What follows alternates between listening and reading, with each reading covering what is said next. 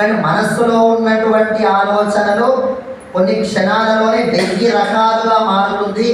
1000 రకాల కొత్త కొత్త కొత్త కొత్త వస్తువులని చూడాలని తపిస్తుంది మనస్సు. ఇది మనస్సు యొక్క లక్షణం.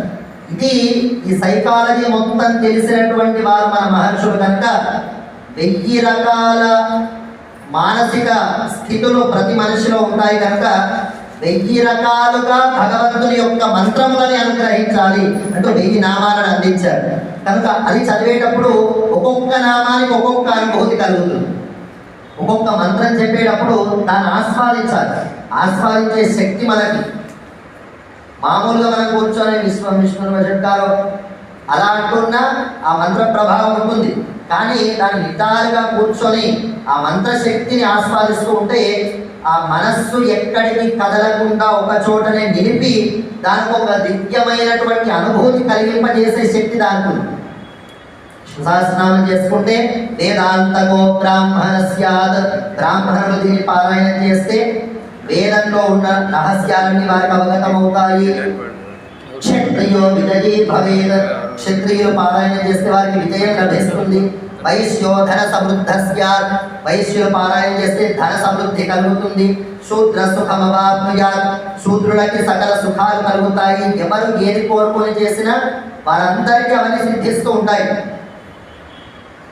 ఇదంతా పారాయణం చేసిన తర్వాత, కానీ పారాయణం చేసేటప్పుడే ఒక దివ్యమైన అనుభూతి మనకు కలుగుతుంది. గులాబ్ జామ్ తింటే ఏం ఫలం కలుగుతుందండి? బాగా అయితే షుగర్ వస్తుంది, అది వేరే విషయం. కానీ నార్మల్గా ఒక తీయని పదార్థాన్ని మనం తీసుకుంటూ ఉంటే తీసుకోవడమే ఫలం అంతే.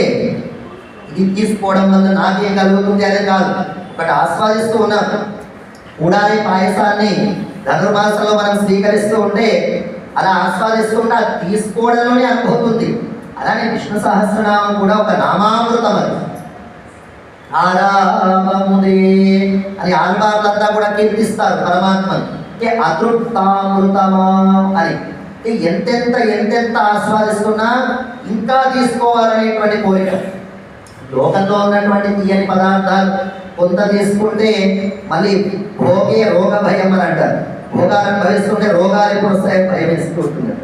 కానీ భగవంతుని యొక్క నామామృతం అనే భోగాన్ని ఆస్వాదిస్తూ ఉంటే అది అనుక్షణము అప్పుడు మనకి ఆనంద అనుభవాన్ని ఇస్తుంది. తర్వాత సకల ఫలాలని కలిగిస్తుంది. సర్వఫలప్రదో హి విష్ణు కనుక సకల ఫలాలని అనుగ్రహించేవాడు శ్రీమన్నారాయణుడు.